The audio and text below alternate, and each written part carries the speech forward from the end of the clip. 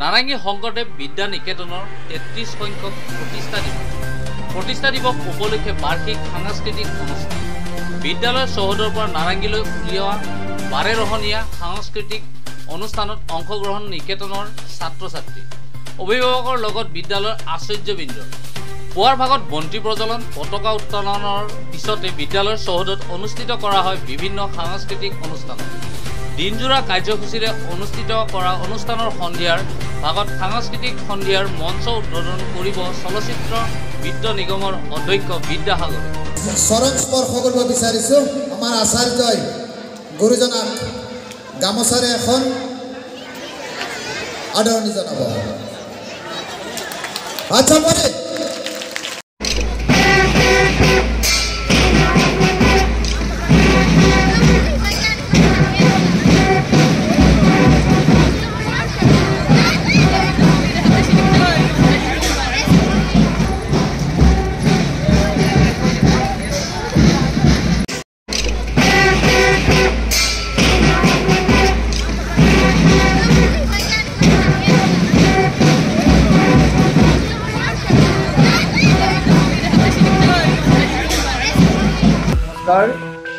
শংকৰদেৱ বিদ্যা নিকেতন নাৰেংগীৰ আজি ৩১তম প্ৰতিষ্ঠা দিৱস, লগতে বাৰ্ষিক সাংস্কৃতিক কাৰ্যক্ৰম।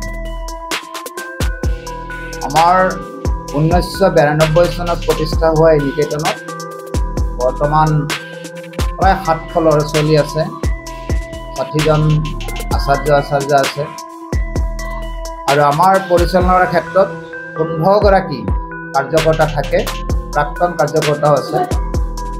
আজিৰ দিনটোত আমি এই বাৰ্ষিক প্ৰতিষ্ঠা দিৱস, বাৰ্ষিক সাংস্কৃতিক কাৰ্যক্ৰম দুটা মিলাই ইয়াত কৰা হৈছে।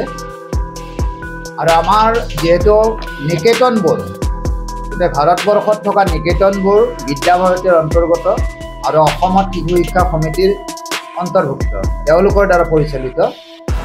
আৰু বিদ্যাভাৰতীৰ শিক্ষা ব্যৱস্থাত ছাত্ৰ ছাত্ৰীৰ সৰ্বাংগীন বিকাশৰ ব্যৱস্থা আছে আৰু সৰ্বাংগীন বিকাশৰ ব্যৱস্থাটো আগবঢ়াই নিবলৈ যাওঁতে যিটো আমাৰ পাঠ্যক্ৰমৰ উপৰিও শাৰীৰিক, মানসিক, বৌদ্ধিক, আধ্যাত্মিক এই সকলোবোৰ দিশ যাতে বিকশিত হয় তাৰ ওপৰত গুৰুত্ব দিয়া যায়।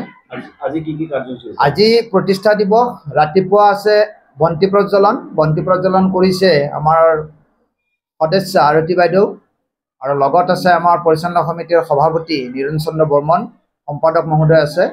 তাৰপিছত শোভাযাত্ৰা নাৰেংগী অঞ্চলত সকলো ছাত্ৰ ছাত্ৰী, আচাৰ্য, অভিভাৱক, পৰিচালনা সমিতিৰ সদস্য, শুভাকাংক্ষী আৰু আনকি আমাৰ ওচৰৰ 2-এখন নিকেতনৰ ছাত্ৰ ছাত্ৰীসকলেও আহি ইয়াত অংশগ্ৰহণ কৰিছে। এই শোভাযাত্ৰা সামৰণি পৰিছে। 1 বজাৰ পৰা আমাৰ সাংস্কৃতিক কাৰ্যক্ৰম হ'ব। 1 বজাত আমাৰ প্ৰি প্ৰাইমেৰীৰ পৰা আৰম্ভ হ'ব, যাক আমি অংকুৰ বুলি কওঁ। অংকুৰৰ পৰা 4 ঘণ্টা ধৰি 10ম শ্ৰেণীলৈ সাংস্কৃতিক কাৰ্যক্ৰম চলিব আৰু 5:30 বজাত সাংস্কৃতিক সন্ধিয়া উন্মোচন হ'ব। আৰু উন্মোচন কৰিব শ্ৰীযুত বিদ্যাসাগৰ বৰা দেৱে, তেখেত আহিব। আৰু